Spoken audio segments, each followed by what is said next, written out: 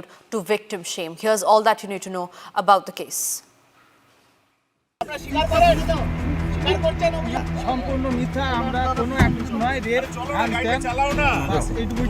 On Friday, October the 10th, a medical student was allegedly gang raped in West Bengal's Durgapur.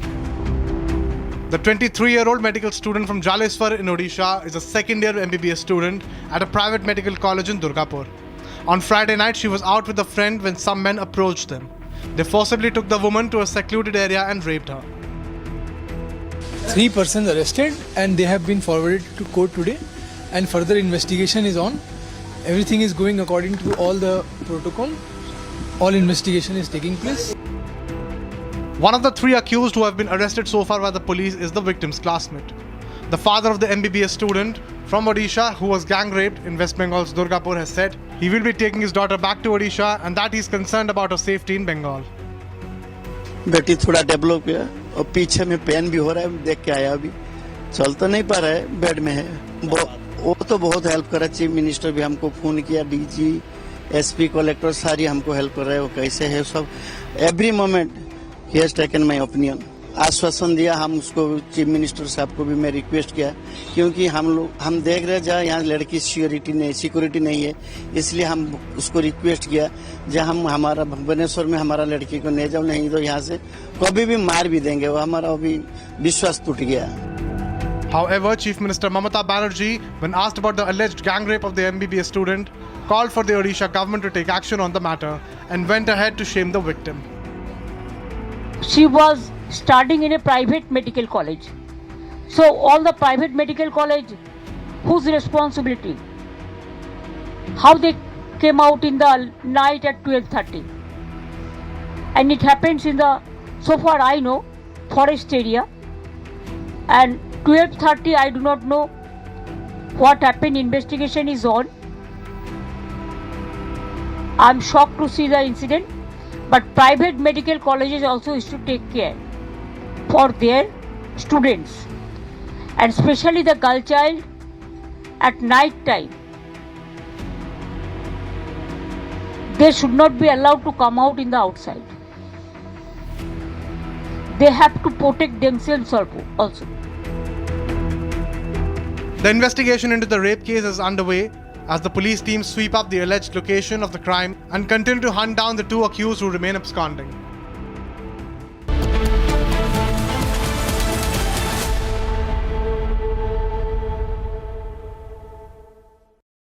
Last night, someone broke into Ishan's room. Well, almost.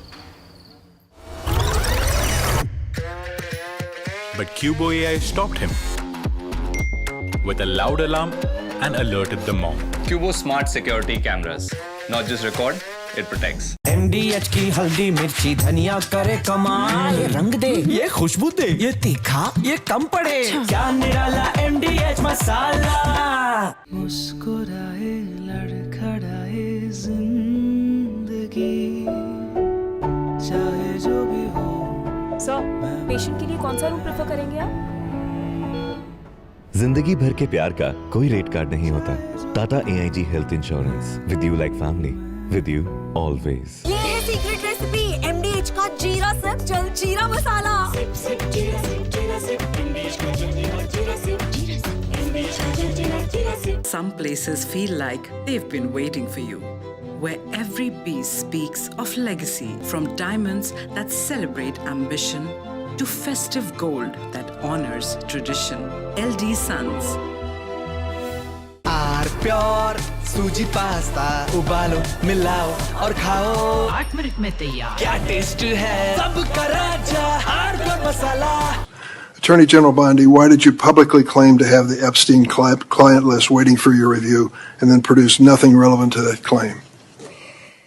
Senator Durbin, if you listen to my entire clip on that, I said I had not reviewed it yet, that it was sitting on my... In February, you made a public claim that the Epstein client list was, quote, sitting on my desk right now for review, end of quote.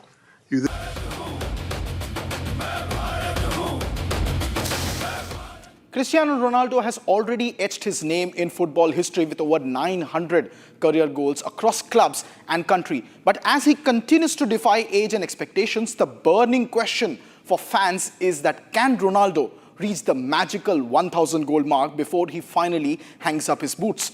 That's the big question on our sports meter today. Scan the QR on your screen and have your say, because your votes decide the score. ये बड़ी गाड़ी वाले ऐसे ही rash चलाते हैं। अरे चुप! तुमने तो गाड़ी वालों को ही विलन बना दिया। ये देखो।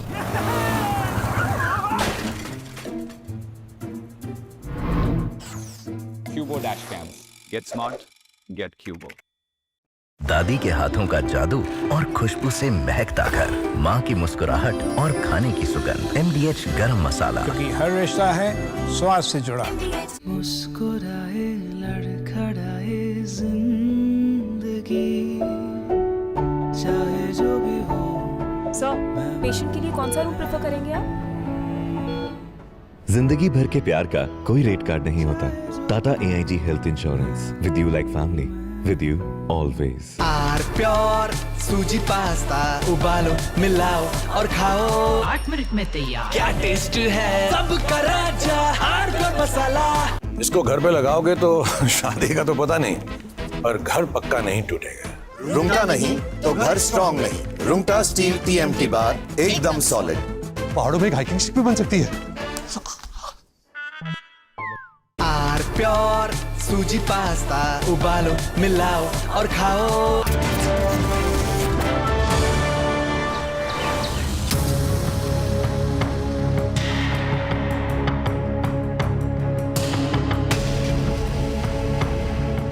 The lanes of Dharavi are not just narrow, they are full of crowd, full of people. It is difficult to even walk through the streets. Children, they play in these tiny streets, making it even busier. People carry baskets, pushcarts, heavy loads, they try to balance it. If two people carry weights, it is very difficult for them to pass through each other. And if we talk about the market days, it is even worse. Even to try and cover a small distance takes a lot of time.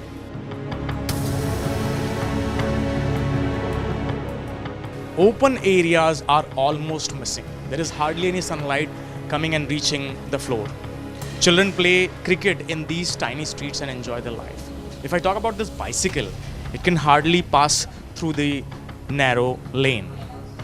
Because people, they enjoy on their doorsteps. They talk to each other, share their memories and daily lives. Because they don't have garden, they don't have courtyard. So people enjoy their life in little spaces that they have here. मेरा नाम संदीप महादेव शिंदे है। मैं धारावी में रहता हूँ।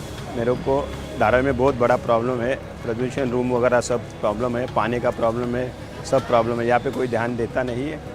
खाली मेरे को यहाँ पे अच्छा हो जाए ऐसा मेरे को लगता है। धारावी में छोटा रूम है, इसके वजह से बहुत बड़ा प्रॉब्लम होता है। हमको रहने के लिए भी प्रॉब्लम है, सब बच्चे के लिए भी प्रॉब्लम है, स्कूल का प्रॉब्लम है, पानी का प्रॉब्लम है, लाइट का प्रॉब्लम है, सब प्रॉब्लम यहाँ पे है। ये मेरे ख्याल से यहाँ पे आके देखना चाहिए सब जन क्या है गवर्नमेंट में। हमारे तरफ ध्यान देना चाहिए, साफ़ सफाई करना चाहिए। धारावी में वो हो नहीं रहा है पहले की तरह, देखना चाहिए धारावी में आके। Even the daily life is hard here. Imagine carrying groceries or shifting your furniture in these narrow lanes. It's a task. Even if you go out with your family, you have to cross a lot of obstacles on the way. But the life goes on. This is the spirit of Dharavi. People, they share their food, they share their walls and their stories too. At the same time, these festivals are being celebrated in the true spirit in these narrow lanes. This is what Dharavi teaches you, life. The streets of Dharavi connect everyone, shops, workers, families. But they also tell the story of life full of struggle and life too. Here, every corner is filled with stories about managing, adjusting and surviving, connected and alive.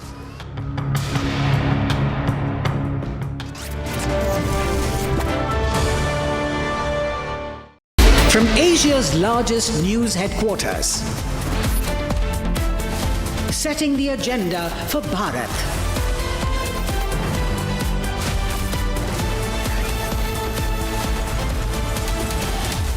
You're watching Republic.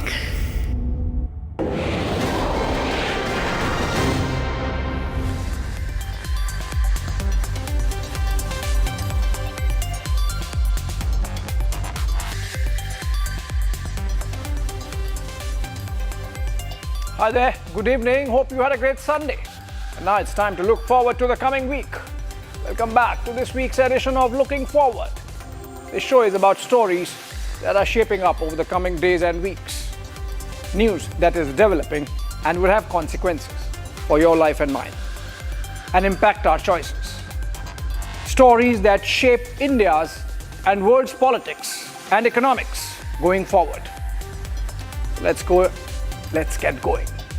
Tonight's show packs a punch with 5 stories that you should look forward to this week, beginning tomorrow. First up, the NDA announced just an hour ago their seat-sharing arrangement for Bihar polls. As we speak, the BJP brass is in a huddle to finalize their candidates to the first list. We take a look at the alliance positions and the campaign on the ground from Patna. Second story is on a proud moment for India coming this week on October 17th. The induction of indigenous light combat aircraft LCA Tejas Mk1A. Like the all of it made in India. We go into the details. Story number 3 tonight is on the return of Israeli hostages, for which President Trump is traveling all the way to Egypt tomorrow. Having brokered the deal, his 20-point peace deal with Hamas, we look forward to how things go from here on in West Asia. Next would be about the shutdown in the United States.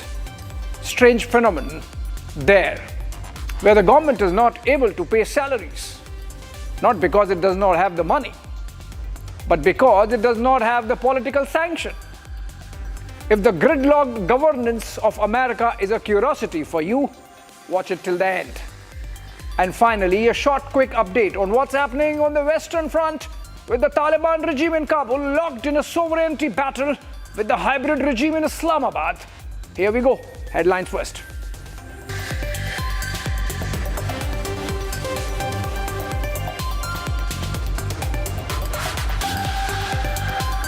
NDA settles seat-sharing formula for the upcoming Bihar elections. BJP and JDU settle for equal numbers, 101 seats each. Chirag Paswan's LJP gets 29 after giving his alliance partners a scare. Jitin Ram Manjhi's Hindustan Awam Morcha and Upendra Kushwaha's RLM get 6 seats each. The last state to file nomination for Phase 1 is October 17.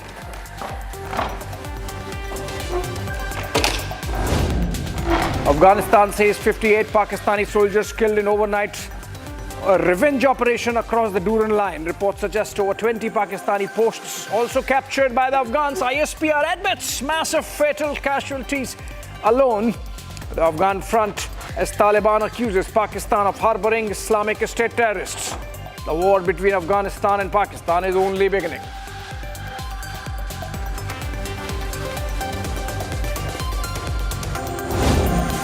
He was studying in a private medical college. So all the private medical college, whose responsibility? How they came out in the night at 12:30?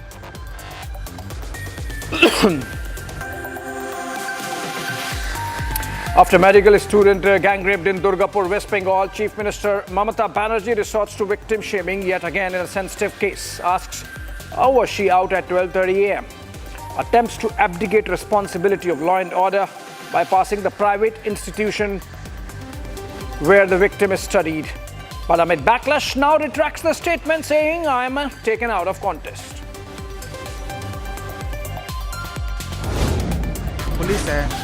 Police अपना काम करी, हम अपना काम कर रहे हैं। Third accused Saiful है, उसके बारे में आपको कोई जानकारी है? उसकी हमको भी जानकारी। वो लोग साथ में मिलके काम कर रहे थे? कोई जानकारी नहीं, मुझे उनकी कोई जानकारी नहीं। आप सिर्फ जावेद यस हमें पुलिस पे पूरा भरोसा है।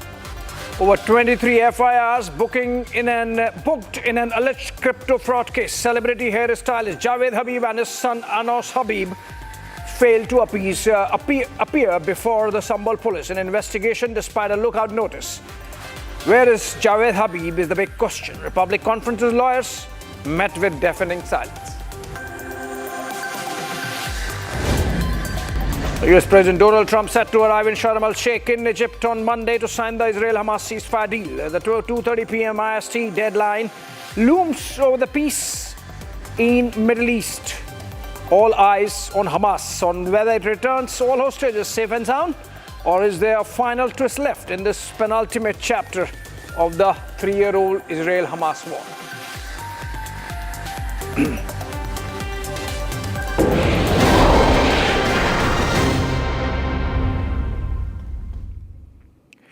Right, welcome back, friends. It was only an hour back that the NDA released its seat-sharing pact. Led by the BJP, the ruling alliance is off the block in terms of sorting out ally ambitions. And even as the BJP Central Election Committee is brainstorming on individual seats and their candidates, campaign for the first phase is rolling on the ground in Bihar. Here we look at the issues, the positions, the negotiations from the trenches for the 2025 Battle of Patna. Modi! Modi! Bihar polling dates announced. Voter list is ready. Election Commission is on the front foot. And nominations window is wide open. Seat sharing के मामले में NDA के अंदर पूरा हंगामा है। अमित शाह जी खुशामद करने पे लगे हैं। रामविलास पासवान के बेटे मानने को तैयार नहीं हैं। बुनियादी तौर पे भारतीय जनता पार्टी अपनी एलाइज की इज्जत नहीं करता है और इसका नुकसान आने वाले चुनाव में भारतीय जनता पार्टी को। In BJP, there is no MLA, there is no MP, there is no minister, there is no prime minister, nothing. First, they are karyakartas.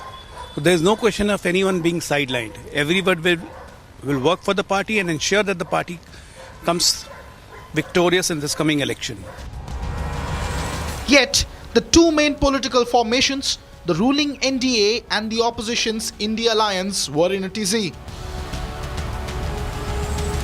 BJP President JP Nadda was closeted with allies throughout the day, cajoling them to fall in line.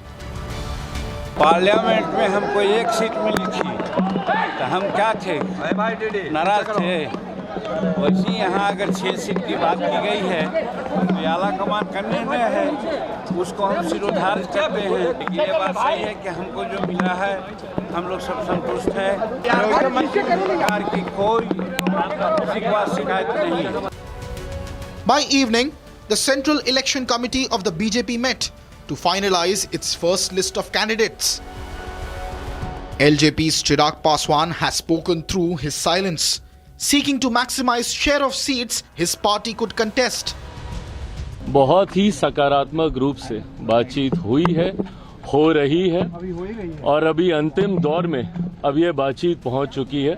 मुझे लगता है जिस घोषणा का इंतज़ार आप सब कर रहे हैं कि कौन कहाँ कितनी, हम लोग हर एक माइन्यूट जितने भी डिटेलिंग्स हैं हर चीज़ को हम लोग पहले ही डिस्कस कर लेना चाहते हैं ताकि बाद में गठबंधन के भीतर किसी भी चीज़ को लेकर, सीटों को लेकर, प्रत्याशियों को लेकर, कहाँ पे कौन कैसे प्रचार करेगा, कैसे, हर चीज़ को विस्तार से हम लोग चर्चा करना चाहते हैं जो कि बहुत अच्छे से हुई है, हो रही है। और BJP acknowledges indirectly to struggle. In our coalition, there is no brother, whether elder or younger. We are all our partners. We are all partners and we have just determined to emerge victorious. 2025 is going to be 22-25. And this is an election season. People keep on flocking from here to there to here. Doesn't make any difference. Nitish Kumar goes, yes, we are contesting in his leadership. And he is going to be the chief minister, there's no doubt about it. The story is no different for the Mahagathbandhan. The Indy 2 is yet to announce seat share between the RJD and the Congress, despite denials. देखिए, महागठबंधन में सब all is well है। Seat बंटवारे का निर्णय हो चुका है। किसी भी वक्त इसकी घोषणा कर दी जाएगी। यहाँ हाथ और गले नहीं, दिल मिला हुआ है। यहाँ सिर्फ सीट की चिंता नहीं है, यहाँ जीतने वाले उम्मीदवार को दिया जाएगा। इसलिए यहाँ सब ऑल इज वेल है। सिर्फ टवल एनडीए में है, जिनकी नैया डूबती देख कई दल एनडीए छोड़कर भाग जाएंगे अंतिम समय में। But even before the first vote is polled, forget about seat sharing, Indy is facing power sharing demands. The VIP of Mukesh Sahani has sought Deputy Chief Minister's chair. जहाँ तक वीआईपी प्रमुख मुकेश सहनी जी का सवाल है, उन्होंने अगर मांग की है तो इसमें बुराई क्या है? अति पिछड़ा समाज के लोग क्यों नहीं हो सकते उप मुख्यमंत्री? लेकिन ये निर्णय सभी दल के नेता बैठकर ले लेंगे, इसमें कहीं कोई कंफ्यूजन नहीं है। सबकी चाहत होती है, सब पार्टी दल के नेता कार्यकर्ता की चाहत होती है कि वो बड़ा पद मिले, उनके नेता को मुख्यमंत्री बने, उप मुख्यमंत्री बने, इसमें कोई हर्ज नहीं है। Then there is the new entrant, Prashant Kishore led Jan Suraj, seen as a vote katua or a vote cutter this election. Somebody cutting or eating into our vote, somebody eating into somebody's other's vote. This again is not a concern for us. Nobody can eat into our vote, because people vote for us because they have trust in us, they have faith in the leadership of Nitish Kumar and Narendra. We are going to cut both parties' vote. You know, generally the political parties are calling us vote katwa, and we are proudly saying we are vote katwa. But we are going to cut enough vote from the both segments that we are going to come to the power. And actually not we, the people of Bihar for the first time in last 40 years are going to come to the power. And that's why we have called our party, or we have named our party Jan Suraj. Jan means Janta and Suraj means governance, people's good governance. With no alliance pressure, Jan Suraj was first off the block to announce its list of candidates.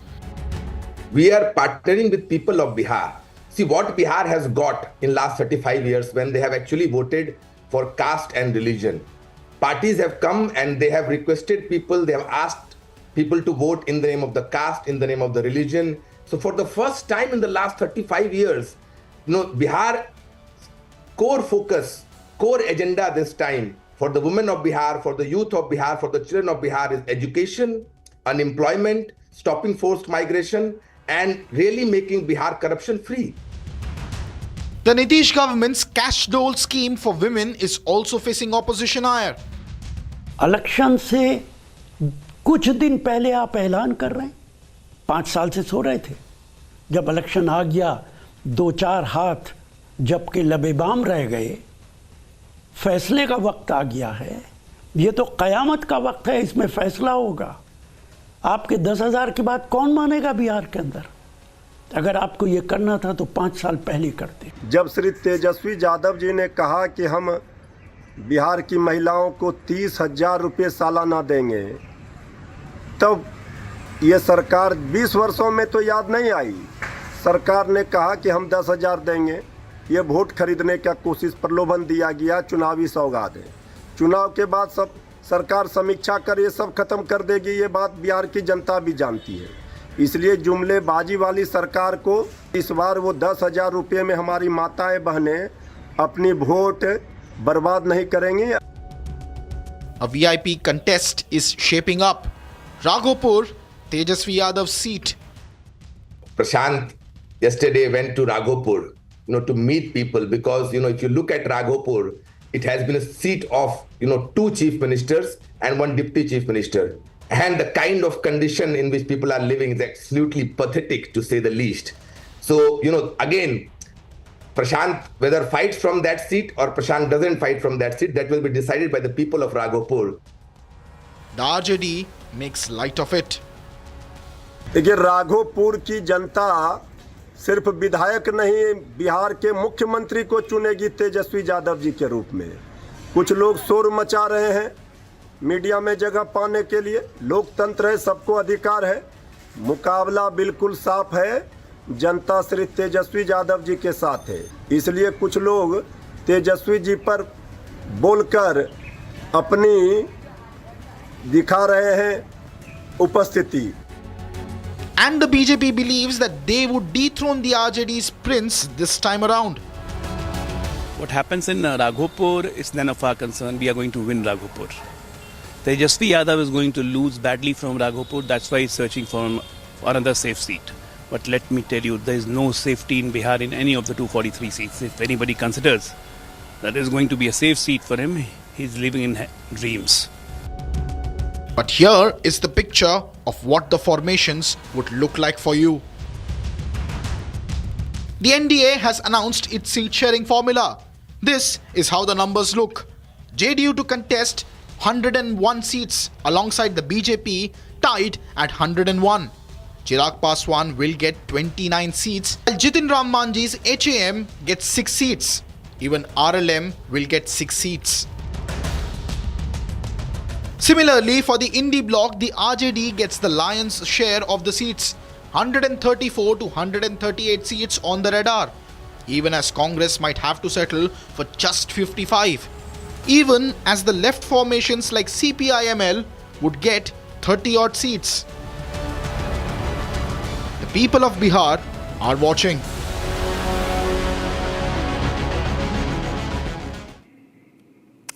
All right, ladies and gentlemen, in a monumental leap for India's defense prowess, the Indian Air Force is all set to receive its first 2 indigenous Tejas Mk1A fighter jets on October 17 at HAL's Nashik facility, a shining symbol of Atmanirbhar Bharat's unstoppable march towards self-reliance.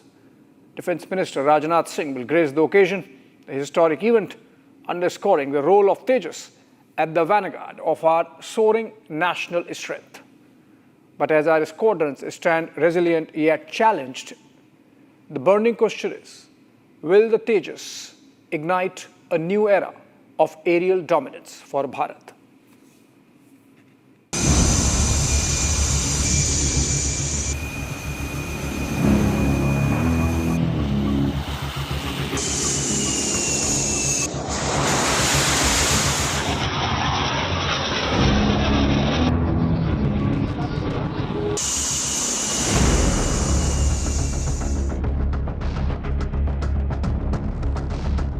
Bharat's skies are claimed. हमारा तेजस aircraft Bharat की indigenous defence capabilities का शानदार उदाहरण बनने वाला है, यह मैं विश्वास के साथ कह सकता हूं. Overcoming every obstacle. ऐसा नहीं है कि हमें इस काम में समस्याओं का सामना नहीं करना पड़ा है, मगर हमने तय किया है कि हर समस्या का समाधान निकालेंगे और भारत में फाइटर एयरक्राफ्ट बनाने की पूरी कैपेबिलिटी निश्चित रूप से हम खड़ी करेंगे. In a defining moment for India's indigenous defense push, Hindustan Aeronautics Limited is set to deliver the first 2 light combat aircraft LCA Tejas Mk1A fighter jets to the Indian Air Force on October 17th at its state-of-the-art facility in Maharashtra. This milestone handover ceremony will be attended by Defence Minister Rajnath Singh.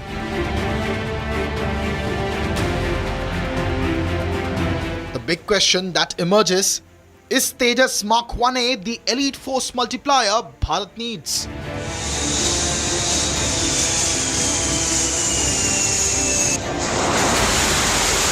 Tejas was developed as a lightweight multi-role fighter aircraft to replace the MiG-21s. But it was developed on lines of Mirage 2000. It gets a lot of its capabilities based on Mirage 2000.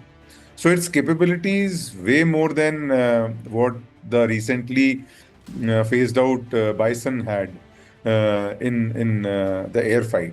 And so with the new AESA radar and the EW suite that it gets from Israel and some of the things that are indigenous, it will be able to do a multi-role mission. These deliveries are part of Rs 48,000 crore contract signed in February of 2021 for 83 Tejas Mk1A aircraft, including 73 fighters and 10 trainers, one of India's largest indigenous defense procurement deals.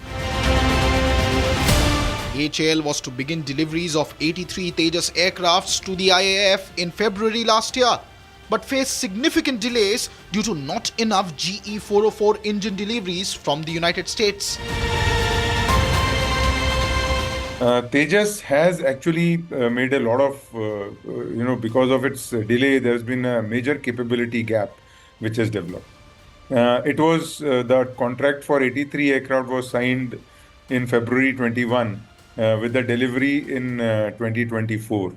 And in 2024, Air Force was down to 31 squadron. Today, the Air Force is down to 29 squadron. And with this 2-year delay, what has happened is that the expected trajectory of increasing or arresting the rate of, phasing out or depletion in fighter squadron has been delayed by, I think, 2 to 3 years. And the integration issues and the engine issue have been the major contributing factor. Even today, I think LCA with Astra 1 not fully integrated is fairly limited in its capability. And these delays are pinching. They are actually hurting the Indian Air Force. So far, HAL has already completed 11 Tejas Mk1A single-seaters and 9 trainer aircraft. The Nashik plant is now targeting the delivery of 12 aircraft by the end of 2025 and additional units by March of 2026, signaling steady progress. But what makes Tejas Mk1 an elite warrior in the skies? Let's decode the upgrades that position it as one of the world's most advanced light combat aircraft. Armed with AESA radar for razor-sharp detection, an unbreakable electronic warfare suite, and a digital cockpit that turns pilots into sky gods, Tejas Mk1A boasts agility, reliability, and reduced life cycle costs tailored for IAF's elite needs. The GE-404 IN-20 engine delivers exceptional thrust, making it a nimble predator in any theatre. Tejas is Bharat's pride, engineered for strategic supremacy. Strategically, Tejas Mk1A isn't just a jet. It's the bulwark fortifying India's aerial frontiers against evolving threats. With the IAF operating at a precarious 29 squadrons, far below the sanctioned 42, the recent MiG-29 decommissioning post-Operation Sindoor, the squadron shortfall screams for urgent reinforcements. Experts warn that it could take 5 years to bridge this gap, but Tejas injects immediate indigenous firepower, replenishing depleted fleets and ensuring readiness for two front challenges. LCA Mark 1 and LCA Mark 1A will form a major portion of the Air Force's fighter fleet. With all the aircraft, we will have about 220 LCA Mark 1s in Air Force when all deliveries are complete. And so the only other fleet which is bigger than this fleet would be the Su-30 with about 260-270 aeroplanes. And so what would be expected out of LCA Mark 1A would be to take on a lot of tasking for the Air Force. And because it's a lightweight, easy to maintain and an indigenous aircraft, it is expected to deliver many more sorties per day than other aircraft. Defense experts estimate India needs parallel production lines for enduring readiness. Tejas Mk1A as the immediate elite vanguard and India's AMCA as the stealthy future king. आज हम 5th generation aircraft बनाने की दिशा में भी आगे कदम बढ़ा चुके हैं। हम एयरक्राफ्ट का इंजन भी भारत में ही बनाने की तरफ बढ़ चुके हैं। हम लोग फ्रेंच कंपनी शेफ्रॉन के साथ इंजन मेकिंग का काम भारत में शुरू करने जा रहे हैं।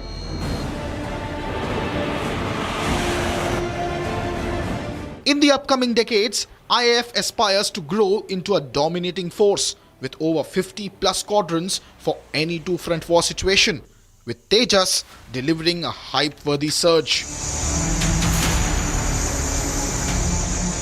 Deal for additional 97 Tejas Mk1A fighters is already inked, with deliveries expected from 2027 or 2028. showing that the Ministry of Defence has thrown its full weight behind the Tejas project. As Tejas takes it to the skies, it doesn't just deliver jets, it ignites the unyielding spirit of Atmanirbhar Bharat. This is no mere milestone, it's the roar of a resurgent nation. Bharat's skies are ours, forever vigilant and eternally victorious.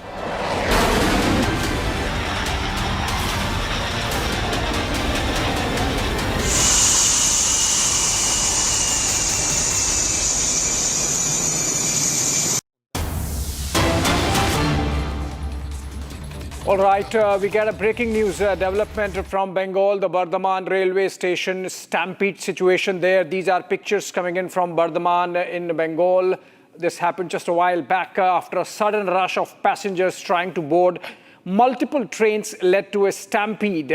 At least 12 passengers are reportedly injured. The number could go up because if you look at these pictures, while on the face of it, it seems that the people are just coming down, but there are many number of people who have fallen down, and these people could be walking on top of them. And there is a crisis situation panning out. This happened on the staircase between platforms number 4 and 5. And according to eyewitnesses around the evening, 3 trains were stationed simultaneously on platforms number 4, 6, and 7.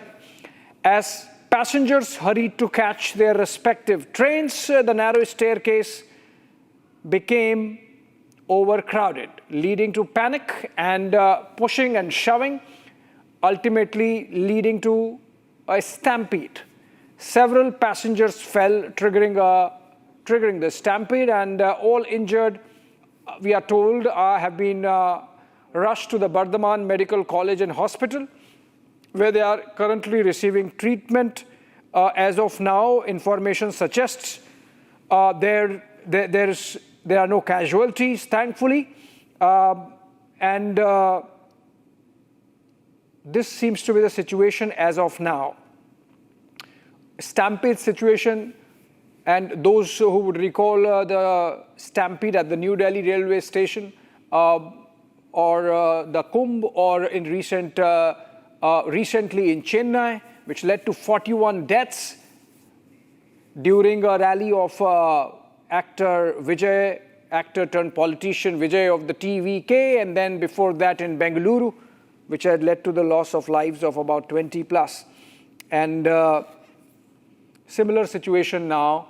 Seems like 3 trains arrived at the same time with a similar departure time, and the build-up of crowd led to a stampede on the stairway between platforms number 4 and 5 at the Bardaman railway station in West Bengal.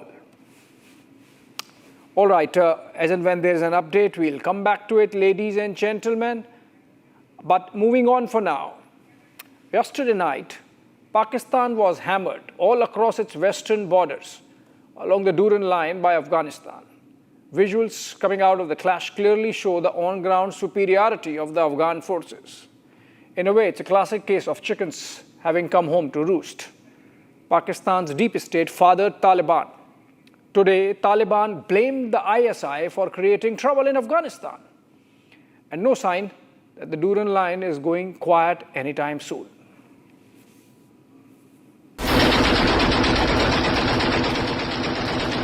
The Afghanistan-Pakistan border has come alive.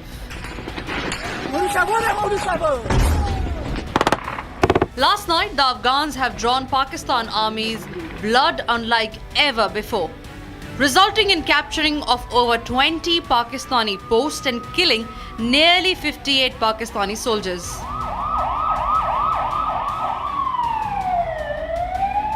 د تیرې شپې عملیات افغانستان اسلامي امارت لخوا نه پیل شول، هغه انتقامي عملیاتو چې دوی د نقض د حریم ځواب وویل شو چې زموږ حریم دوی نقض کړی او دا بریدونه پر ټول امتداد د کرښې کې اجرا شول.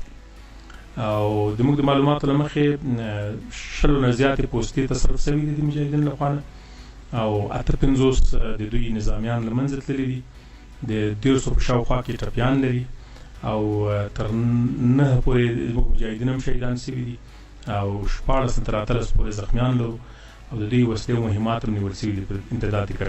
Heavy damage has been caused on both sides, with Pakistan having to resort to its air force to fill in for the losses against Afghanistan, which has no air force. But as the dust settles in Kabul and along the Durand Line, experts are calling it for what it is, a strategic blunder. The Durand Line is there. It is the British did it, but that alone cannot explain what is now happening. Basically, historically, Pakistan had for a while treated Afghanistan as its strategic depth, quote unquote. But all that has changed now, and the two neighbors are fighting. The Durand Line has been on the boil since the Taliban took over in Afghanistan in 2021 and has kept the Pakistanis on their toes. एक वजाहत बहुत ज़रूर है, वो ये है कि अफगानिस्तान और पाकिस्तान के दरमियान जो ड्यूरेंट लाइन है वो 2500 किलोमीटर है, 2400 से ऊपर किलोमीटर लाइन है, खत है. और ये पहाड़ी इलाका, ये कबायली इलाका, ये न चंगेज ने कंट्रोल किया न अंग्रेज ने, ये न सोवियत ने कंट्रोल किया न अमेरिका और नेटो ने. तो ये इलाका अगर कंट्रोल हो सकता है और यहाँ पे अमन अमान अगर मुमकिन है तो वो पॉल्यूशन से हो सकता है, तो वो नरमी और मुफाहमा और मुज़ाकरात से हो सकता है, वो जोर से नहीं हो सकता है. अगर पाकिस्तानी साइड हमारे हुकूमत से अगर इसी खिते में अमन चाहता है तो जाहिर है कि पाकिस्तान का फौज भी हमारा फौज से ज़्यादा है, वो टेक्नोलॉजी में भी वो आगे है, उसका इंटेलिजेंस भी मजबूत है, तो वो खुद क्यों नहीं कंट्रोल नहीं करता है. ये जो लड़ाई होते हैं ये तो आईनी बाउंड्री, आईनी ड्यूरेंट लाइन पे तो नहीं होता है, ये तो 400, 500, 800, 1000 किलोमीटर अंदर पाकिस्तान के अंदर जंग हो रहा है, तो ये खुद कंट्रोल करे. Earlier on March 3rd this year, an exchange of heavy gunfiring had opened on the Torkham border crossing between Pakistan and Afghanistan. This time, Pakistan has been hammered all across on the Durand Line, from Kunar to Paktia to Khost to Helmand, and more is expected to come. In return, Pakistan has carried out drone strikes in Kandahar, Helmand and other areas. The Taliban has upped the ante. They have made it clear Pakistan will get a befitting reply. This is what the Afghan Foreign Minister said from New Delhi today. Pakistan के साथ हमारे ताल्लुकात का एक चीज़ वाज़ेह करना चाहता हूँ कि पाकिस्तान का आवाम और पाकिस्तान का जो सियासून है और हुकूमत में भी अक्सर लोग जो है वो अमन पसंद लोग हैं, वो अफ़गानिस्तान के साथ अच्छा ताल्लुकात चाहता है. पाकिस्तानी आवाम और पाकिस्तानी सियासून के साथ हमारा कोई मुश्किल नहीं है. पाकिस्तान में कुछ ख़ास हलके हैं जो हालात को ख़राब करने की कोशिश कर रहा है, तो अफ़गानिस्तान अपना सरहदों का, अपना फ़ज़ा का हक़ महफूज रखे और जैसा कुछ खिलाफ वर्जियाँ हुआ है उसके फ़ौरन जवाब भी दिया. The Afghans have also accused Pakistan of harboring ISIS terrorists, showing how deep Pakistan is embedded in their radical terrorist ecosystem.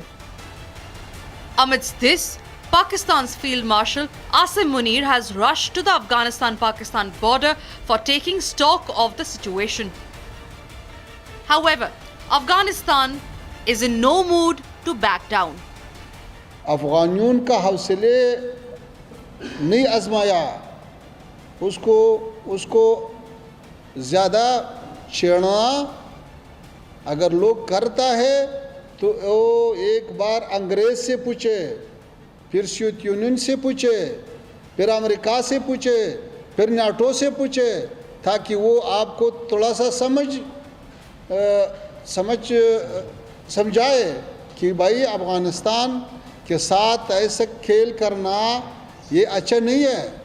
Amid reports of fresh drone strikes in Afghanistan in the day, all eyes are on the night sky on the Durand Line.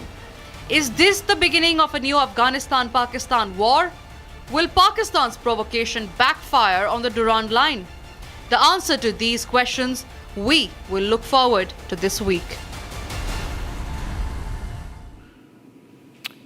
All right, moving on, as the fragile ceasefire in Gaza enters its third day, the world watches with bated breath for the release of the remaining Israeli hostages under President Trump's ambitious 20-point peace plan.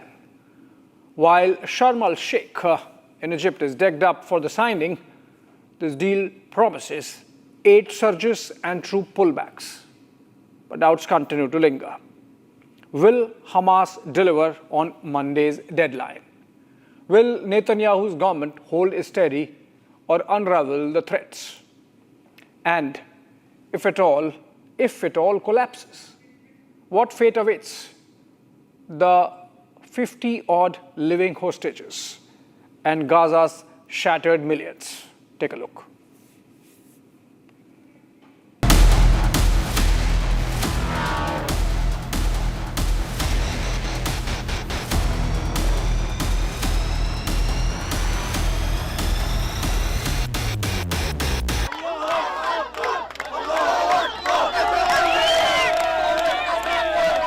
Preparations are in full swing at Sharm el-Sheikh in Egypt, site of the high-level summit co-chaired by President Abdel Fattah al-Sisi of Egypt and US President Donald Trump to seal the Gaza ceasefire. Israel and Hamas war may be entering its penultimate chapter, with Gaza slowly returning back to whatever is left behind. Amid the flags and fervor, the deal's first phase kicks off. A 74-hour window for Hamas to release 20 living Israeli hostages and 28 deceased remains in exchange for 250 Palestinian life sentence prisoners and 1,700 detainees.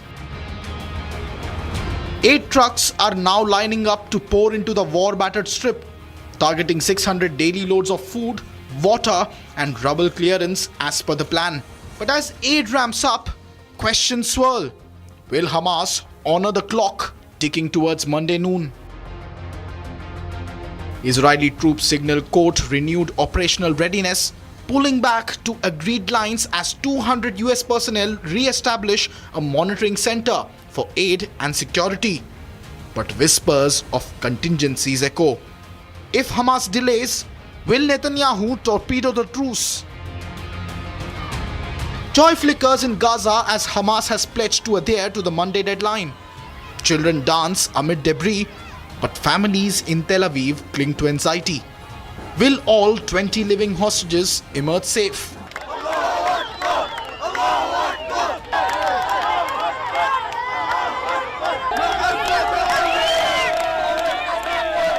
This square has a mixed bag of emotions tonight.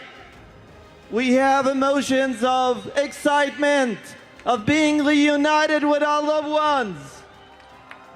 We have emotions of anticipation for a better future. But we also have anxiety because we want to see all of the 48 hostages coming out. Relatives rally in Tel Aviv. They hope this is their final vigil. Yet doubts persist. Even if one hostage falters, does the deal dissolve into chaos? US's envoys Stephen Witkoff and Trump's son-in-law Jared Kushner have toured Gaza's front and Ream base, briefing troops on post-release protocols, with Trump's visit looming to address Israel's Knesset. Thank you. Thank you. To President Donald J. Trump, a man who is a humanitarian through and through, with the indomitable spirit, who once again proved that bold leadership and moral clarity can reshape history and change the world.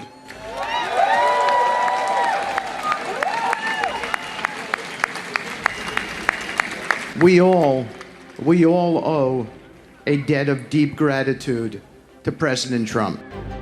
While cheers for Trump echo in Tel Aviv, Hamas eyes Trump's sustained pressure on Netanyahu for compliance. We believe and we hope that President Trump continue to interfere personally and to exercise the maximum pressure on Netanyahu to fulfill its obligation, first as according to the deal, and second according to the international law as an occupying power. Because I think without this pressure, without this personal interference from President Trump, this would not happen. Our cluster clear position, we are with any decent effort, any honest effort that can put an end to the ongoing genocide, textbook genocide, televised genocide on Gaza. We are with any decent effort that guarantee that there is no more surgery and amputation leg will go in Gaza without anesthesia. We are with any decent effort that guarantee that there is sufficient amount of food and the humanitarian aid so that no more Palestinian children or Palestinian people will be died due to the malnutrition and lack of food itself. This is beyond Gaza. Gaza is very important, but this is beyond Gaza. This is peace in the Middle East, and it is a beautiful thing. The U.S. position is equally tumultuous. We have yet to see whether or not he will keep up the pressure on Israel, which is key. We have yet to see whether or not he will keep the partners, Egypt, Turkey, Qatar, involved. And indeed, we have yet to see whether or not the promises of aid and rebuilding, humanitarian relief will come about. All of these things indicate that peace, like war, must be waged. It's not a one-shot deal. So I think it's really too soon to tell whether or not President Trump deserves a prize. For Israel, the bottom line is release of all hostages. I'm very happy that finally we have reached hostage release. So we must firstly say thank you to the President of the United States, Donald Trump, to the Prime Minister of Israel, Netanyahu, and of course to all the civilians and the IDF soldiers who lost their lives and assisted us to reach to this point. So first of all, we must be optimistic that everything will go by schedule. But Israel aims to secure the release of the remaining 20 living hostages by Monday. We must remember that the Hamas deliberately did a genocide to the people of Israel on the 7th of October. This is first the facts why Israel opened the war against the Hamas terrorist organization. This is not a sovereign entity. This is a terrorist organization. But many, like India, believe that a two-state solution is the only hope for lasting peace. People think that you should have some kind of more structure where you can have trust, and this thing will evolve, because after 2 stages there may be many more rounds. We hope for more constructive ideas will come in. Like, for example, Palestinians should go. Palestinians will come back. One of the reasons is that earlier Israel will insist that once you go out of, then you can't come back. Where Jews can come back from all over the world, now it is a strange arrangement. Palestinians are human beings. Fact remains, whether Netanyahu likes or not, two-state solution is the only solution. As Monday's dawn breaks over Gaza, the Trump plan's first phase teeters on the edge. Will Hamas fulfill its vow? Will Netanyahu uphold the truce? For now, the world exhales with hope for hostage release. Will the deal hold? It's a great deal for Israel, but it's a great deal for everybody, for Arabs, for Muslims, for everybody, for the world.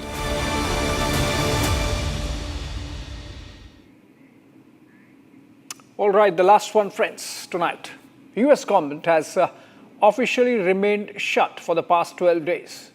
More than 4,000 US government employees have been given layoff notices and an estimated 7 lakh plus others forced on leave without pay, essentially turning Washington, D.C. a debtor to its own employees. The situation is so grim that even the payment of US soldiers is stuck due to the deadlock, prompting the president to make special arrangements. Have a look to understand what it means for the most powerful country in the world to be in a check-bounce situation.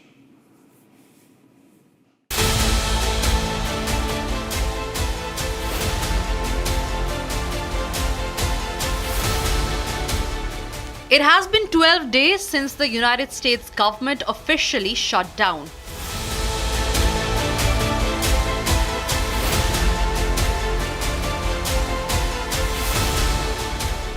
Like no money, no work, things one would associate with a communist state. More than 4,000 United States government employees have been given layoff notices and an estimated 750,000 others forced to leave without pay. The situation is so dire, even soldiers are not getting paid, prompting President Trump to get into a rescue act. Anand Ahuja, a legal voice in the United States, explains the constitutional nuances of what a government shutdown means and the consequences. There is no such word given in the United States Constitution about the government shutdown. However, if we look into the Article 1, Section 9 of the United States Constitution, which gives Congress a power to spend money, okay? So under that United States Constitution, Article 1, subsections 9, which gives Congress a huge power with respect to its purse, with respect to its spending money. Under that particular Article 1, subsection 9, Congress has a power to make sure, number one, the fiscal year which starts on October 1, that budget is applied to whatever their expenses, whatever their main expenditures are. So under that particular power of Congress, then if that budget is not passed, you can go in for shutdown of the government. Government employees who are basically working in essential services, and the second part of the government employees who are working in non-essential services. You have to keep in mind, during the furlough period, non-essential employees, they do not work at all. The essential employees, they are being forced to work because those are such services. And for example, you are in military, right? So you cannot, and God forbids war takes place. You cannot say that since government is shut down, I am not being paid, so I am not going to perform my services. Say for example, air traffic controllers. So essential services like those employees who are performing essential services, they still have to continue working. The only issue is that they are working now during the period of shutdown when they are not being paid. At the heart of this shutdown drama, a standoff between the Republicans and the Democrats. Trump wants to tariff and spend, spend and spend for his big, beautiful budget. Well, the Democrats want to shut it down, so when you shut it down, you have to do layoffs. So we'd be laying off a lot of people that are going to be very affected, and the Democrats, they're going to be Democrats. As you know, this country, no country can afford to pay for illegal immigration, health care for everybody that comes into the country, and that's what they're insisting. And obviously, I have an obligation to not accept that. That would affect everybody. Democrats say not over their showpiece policies like Obamacare. Listen to Troy Blackwell for the Democrat point of view on the situation. What's happening right now is that in that bill, Democrats are asking for an extension of subsidies, certain tax benefits for those who are on what we call Obamacare, which is basically protections for those who are uninsured or those who are on public health insurance, such as Medicaid. What's happening with that is that Republicans do not want to extend those tax credits, those subsidies for the American people. And what's going to happen is that in 2 weeks, on November 1st, that's when the open enrollment period opens up. It allows all Americans who are uninsured to sign up for health insurance through Obamacare. The subsidies that currently exist are going to expire in probably around December. So what happens is that you're going to have a majority of Americans. There's about 25 million Americans that benefit from health insurance through Obamacare. These 25 million Americans will either renew or more people will sign up thinking that they're getting a certain subsidy on November 1st. And what will happen is that after being enrolled in Obamacare, there's going to be certain hikes, price hikes, co-payments when they go see a doctor that's going to almost double. So if you're someone who pays maybe $2,000 out of pocket, when these subsidies expire, you may end up paying double. So you may end up paying $4,000 instead of $2,000. So Democrats are asking Republicans before they vote to pass this bill to make sure that those protections, the extension of these subsidies are in the bill, and that has not happened yet. What Troy says about cuts on Democrat programs, Trump has been advocating openly. Despite all of the damage that it's caused, the shutdown has been, pretty damaging. I mean, it's not yet because it's early, but it gets a little bit worse as it goes along. And we'll be making cuts that will be permanent. And we're only going to cut Democrat programs. I hate to tell you. I guess that makes sense. But we're only cutting Democrat programs. But we're going to start that. And we have Russell, we can talk to you about it if he wants to, but we'll be cutting some very popular Democrat programs that aren't popular with Republicans, frankly, because that's the way it works. They wanted to do this, so we'll give them a little taste of their own medicine. But Chuck Schumer proclaimed this morning that every day gets better for them. No, every day it's actually getting worse for them, and they're having a rebellion in the Democrat Party. For the MAGA supporters of Trump, it's Democrat political theater to embarrass their president. We've done our job, and the Democrats need to do theirs now. That ball has been sent to the other court. That is the place where it lands right now. 6 times, I remind you, they voted to shut it down. We need 5 Democrats to break ranks. We need 5 of them to wake up and come to their senses and do the right thing for the American people. How long are they going to allow this pain to be sustained? I talked with the president last night. He called me after the peace deal was done, and he and I both lament, we all do, this terrible situation that we're in. While we're working to do all these positive things for the people and even settle conflicts around the world, the Democrats are playing games. It's political theater to them. They've reduced Americans' pain to a political prop. And the blame game continues. Listen to House Minority Leader Hakeem Jeffries.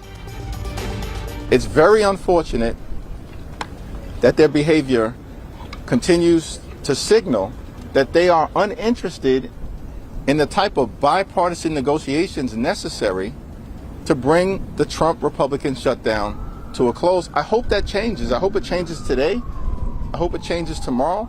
We'll meet with them anytime, any place, anywhere, either here at the Capitol or back in the Oval Office. But Republicans need to get serious about reopening the government. They need to get serious about reaching a spending agreement that actually makes life better for the American people. For the United States on this side of the Suez, all this can be amusing.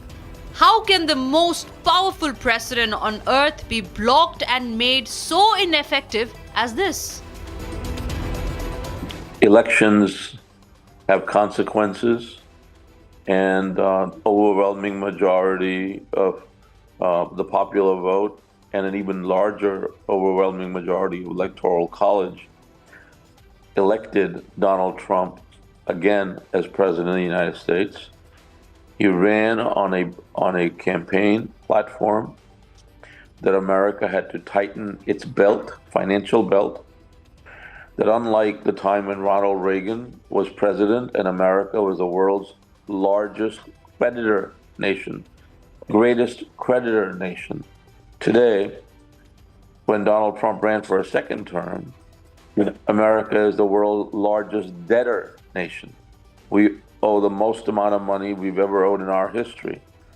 And just like a family that has to balance its family budget, America has to balance its national budget.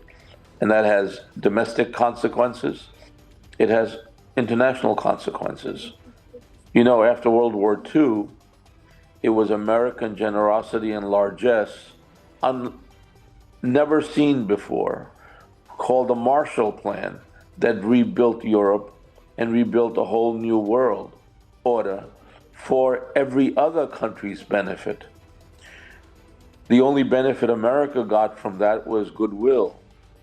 It's like someone who does well in your family and that person gives his money away to his poor relatives, and all he gets is hugs on holidays or birthday wishes.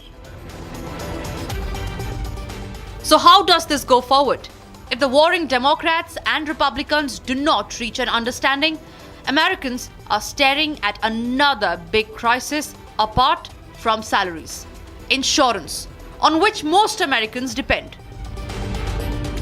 If Democrats agree to pass this bill without extending the current subsidy, which what they're asking for, millions of Americans, almost 25 million Americans, will lose their health insurance. What's happening right now is that under this bill, they're lowering the age of folks who can have their health insurance. Right now, that age is 26 years old. So for example, up to 26, if you are someone who is uninsured or for whatever reason you may be in job transition and do not have a job, because most Americans get their health insurance through their place of employment, you can be on your parents' health insurance. As the deadlock persists over 12 days now, and the Republicans and Democrats continue to feud, common American employees stand without pay, and the United States government remains officially shut.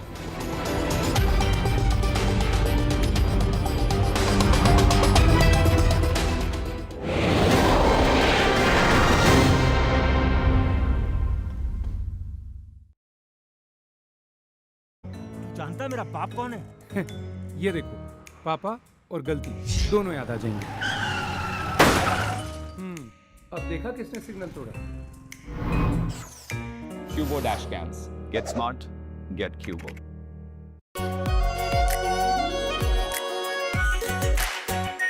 Our Pure Shahi Paneer Masala. Delicious, healthy, every day. मुस्कुराए लड़खड़ाए जिंदगी चाहे जो भी हो। Sir, patient के लिए कौन सा रूम प्रेफर करेंगे आप? जिंदगी भर के प्यार का कोई रेट कार्ड नहीं होता। Tata AIG health insurance, with you like family, with you always. आधे बाउल दही में 4 चम्मच MDH चटनी पुदीना मसाला डाला, स्टर करो, पुदीना चटनी तैयार। MDH चटनी पुदीना मसाला। Last night, someone broke into Ishan's room. Well, almost. But Cubo AI stopped him with a loud alarm and alerted the mom. Cubo smart security cameras. Not just record, it protects. Some places feel like they've been waiting for you, where every piece speaks of legacy, from diamonds that celebrate ambition to festive gold that honors tradition.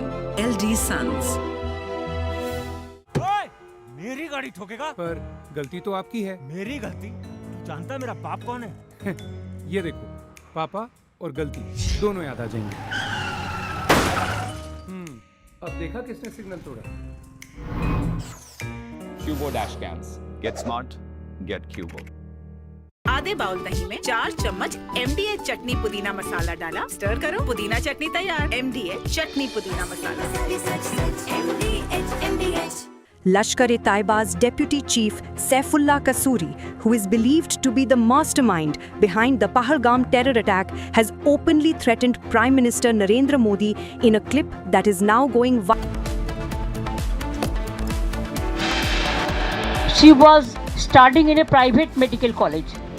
So all the private medical college, whose responsibility? How they came out in the night at 12:30?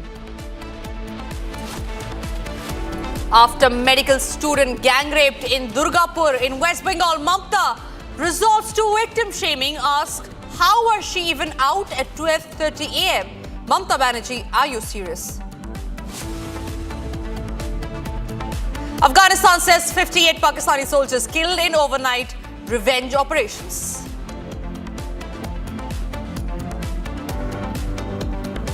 Pakistan reels under Taliban attacks, loses 58 soldiers, admits that they lost 25 of them.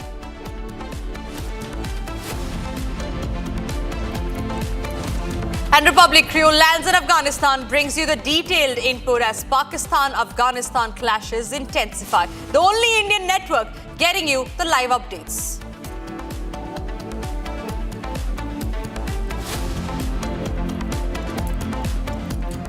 Ladies and gentlemen, we begin this edition with the top focus story that we are tracking all out here on Republic. There is a huge escalation that is shaping up between Kabul and Islamabad. Afghanistan has sent out a direct warning to Pakistan saying that no attack will go unanswered. And hours after its retaliatory strikes, the Taliban government has accused Pakistan of harboring ISIS on its soil and backing groups that destabilize Afghanistan. Kabul, meanwhile, has blamed the ISI for fomenting trouble in Afghanistan. Here's the detailed report on all that you need to know about the blame game over the bloodshed.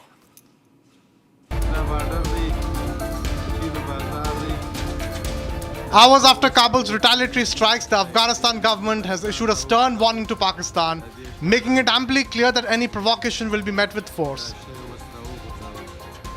At a press briefing, Afghan government accused Pakistan of turning a blind eye to ISIS activities inside its borders and said Afghanistan will not tolerate terror emanating from Pakistani soil.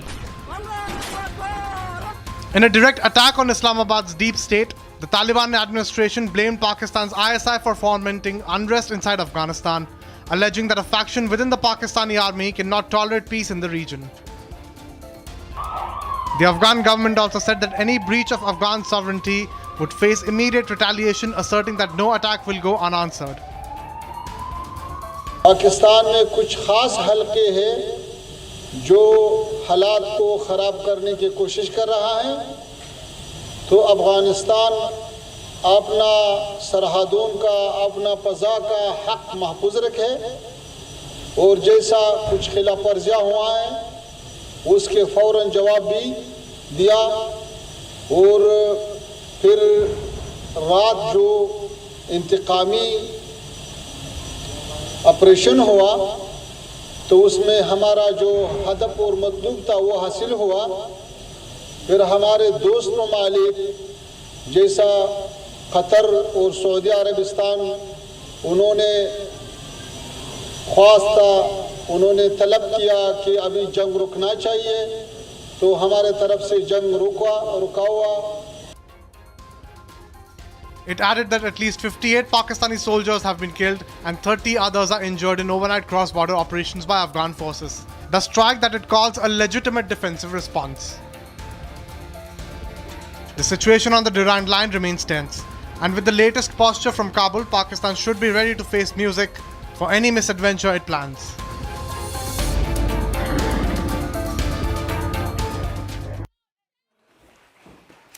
Afghanistan's Taliban government has accused Pakistan on Friday of conducting airstrikes on its land and warned of consequences. This accusation came as Islamabad claimed it was taking action against the militants. Now, according to Pakistani security officials, 11 more Pakistani soldiers died on Friday in a clash with the Islamist militants in the Tira area near Afghan border. Islamabad asserts that militants from the Tehreek-e-Taliban Pakistan group operate from Afghanistan, but Kabul has denied the charge. Here's all that you need to know about the same. The ferocious escalation of violence along the Afghanistan-Pakistan border was not a mere spontaneous flare-up. It was the immediate and brutal fulfillment of an explicit threat of revenge issued by Kabul in response to Islamabad's aggressive cross-border actions. The current conflict is rooted in a deadly cycle. Earlier, the Pakistani military announced that its forces had avenged the killing of 11 soldiers by ambushing and killing 30 militants, elements often accused of operating from Afghan soil, in the Orakzai district. However, the subsequent alleged Pakistani airstrikes on the Afghan capital of Kabul and Paktika province were what broke the barrier of direct hostility. Immediately following the explosions in Kabul, which were widely attributed to the Pakistani military, the Afghan Defense Ministry issued an unambiguous public condemnation. The ministry condemned the action as an unprecedented, violent, and provocative act that violated Afghanistan's sovereignty and warned of serious repercussions. The threat was specific and unequivocal. This cowardly attack will not go unanswered, and if the situation escalates, the responsibility will be of the Pakistani military. This official warning was swiftly followed by a high alert decree from the highest levels of the Islamic Emirate. In a move signaling full military readiness, Taliban chief Mullah Akhundzada reportedly released a statement asking soldiers to be on guard 24/7 and ordering all province chiefs to patrol at night. This command served as the public mobilization order, preparing Afghan forces to execute the promised revenge. Within hours, the Taliban operationalized their threat. The Afghanistan's 201st Khalid bin Walid Army Corps launched full-scale retaliatory strikes on Pakistani outposts in Nangarhar and Kunar. The results of the swift offensive, which rapidly escalated to artillery exchanges across Kunar, Dangam, Burkot, and Paktia, delivered the threatened consequences. The Afghan Defense Ministry claims that Taliban Islamic Emirate forces captured several outposts from the Pakistan Army. In Khoust's Zazi Maidan area, Afghan border guards cut the border fence wire and seized multiple Pakistani posts, capturing military weapons in the process. Reports confirm mass casualties on the Pakistani side, with initial tallies claiming at least 8 Pakistani soldiers were killed in the intense clashes. Afghan forces also reportedly destroyed 2 Pakistani outposts across the Durand Line in Kunar and Helmand provinces. The ongoing border fighting is thus framed not merely as a security incident, but as a direct, promised act of revenge following a clear diplomatic warning.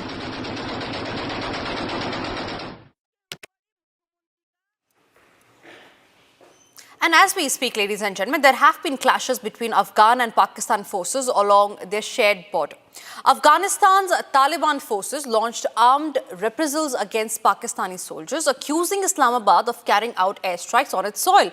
The situation is tense, with both sides exchanging fire and suffering casualties. The Afghan foreign minister has expressed a desire for good relations with Pakistan, while also warning of alternative measures if Pakistan does not engage in dialogue. Amidst all of this, Republic is the only Indian network that is reporting live from Afghanistan. Watch this exclusive ground report.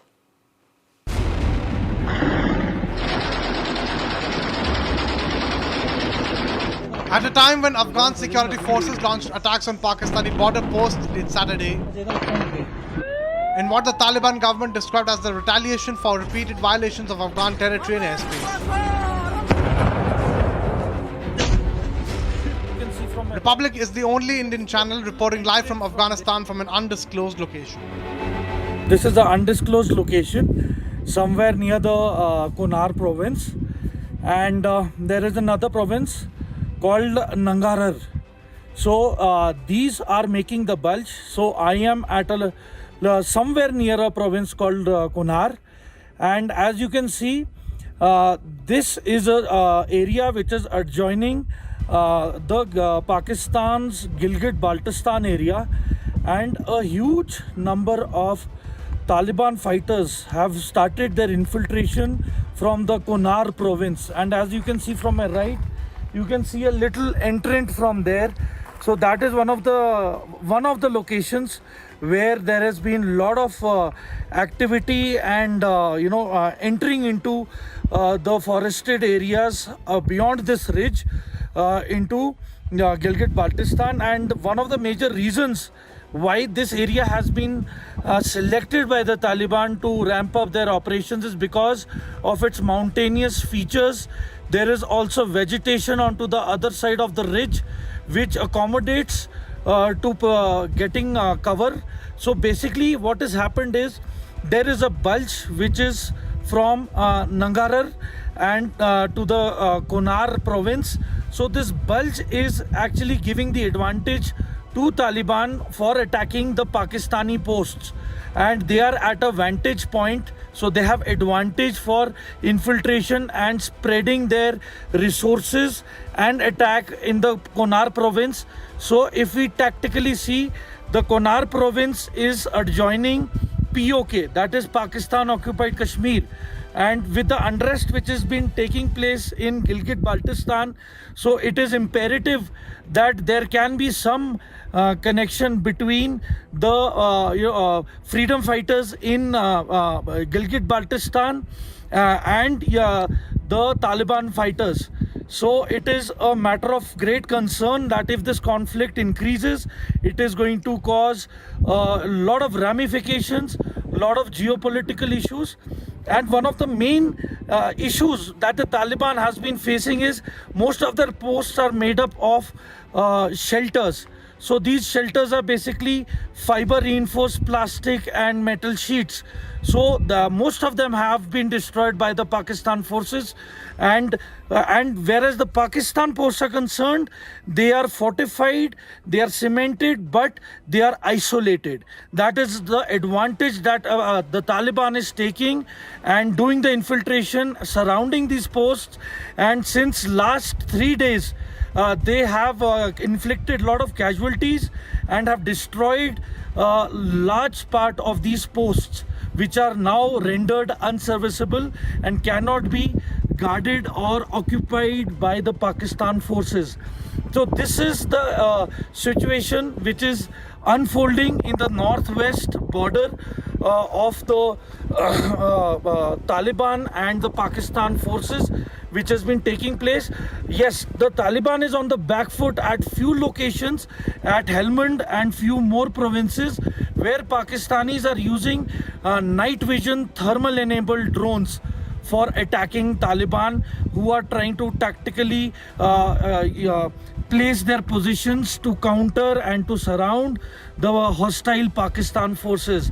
And as far as the Hepta incursions are concerned, they are regular and they increase with the frequency after 8 in the evening. So it is imperative that the attack Heptas and the drones that the Pakistan forces are using are enabled with night fighting capability and high caliber weapons.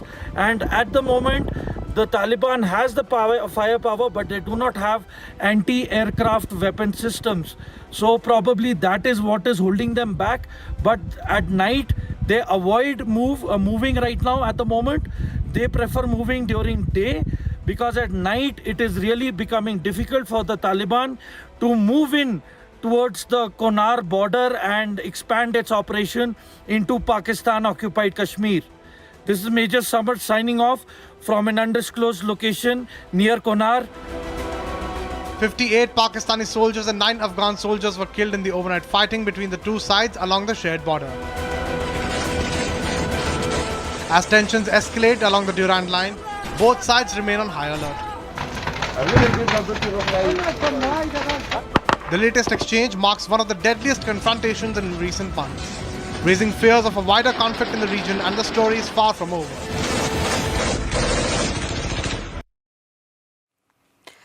And heavy clashes have erupted along the Afghanistan-Pakistan border, the Durand line, following an escalation that triggered claimed Pakistani airstrikes on Kabul and a civilian market in Paktika, which the Afghan Taliban government condemned as a violation of its sovereignty.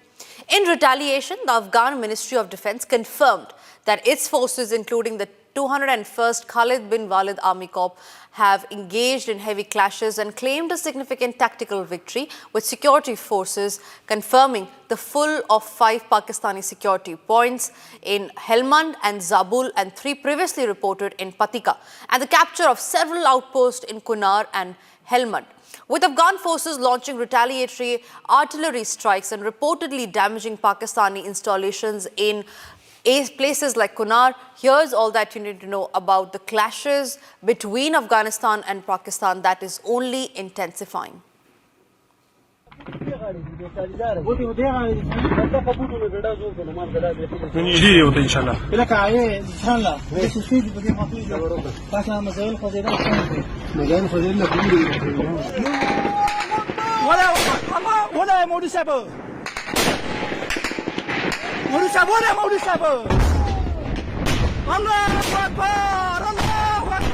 यहाँ पे लगभग 15 feet तक गहरा गड्ढा हो चुका है।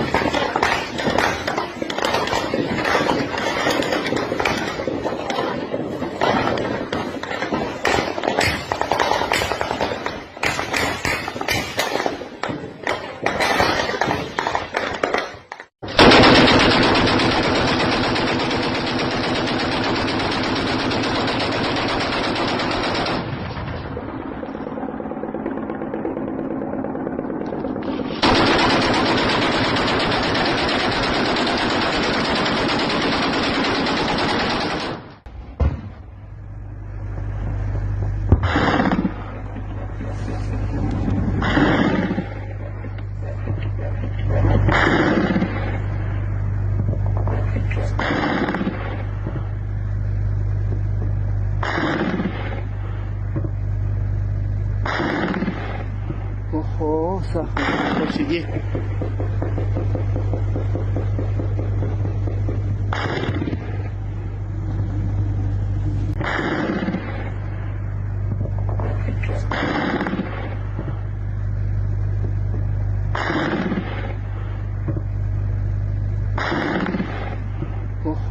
Nossa, consegui.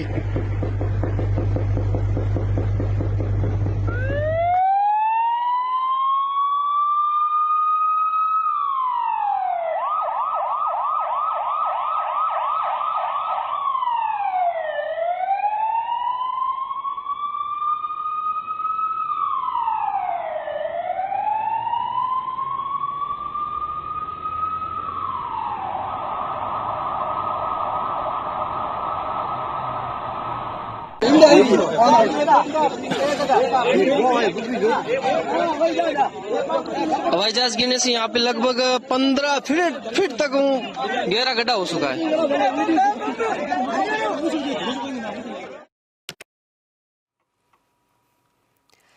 After 30 years of tourist trips, a famed pirate ship based on Christopher Columbus vessel has sunk off the coast in Mexico. Now, the iconic ship, which is constructed entirely of wood, rapidly sank on a Friday after a system failure. Here's the dramatic escape that you need to see.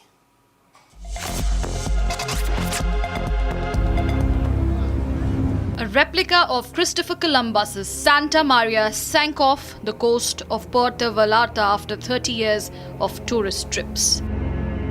The ship, known as Merigalante, was built in 1987 and officially launched in 1992 to commemorate the 500th anniversary of Columbus's arrival in the Americas. According to the company, the entire crew was evacuated safely before the ship went down and no tourists were on board at the time. Constructed entirely of wood, it had become an icon of the port, seafaring tourists to give a glimpse of the pirate life at sea. The vessel was famous for its pirate show, which featured acrobatics, sword fights, and fireworks. The company that owned the iconic ship said that the incident occurred as the crew was attempting to return to port to carry out technical repairs. The system malfunction worsened and the ship began to slowly submerge into the waters that had been its home for more than 3 decades. Strong waves in the area intensified the emergency, complicating efforts and leading to the total sinking of the ship. In a statement, the ship company emotionally said that the Marigalante rests in the waters that were always her home, and she will forever remain alive in the memory and hearts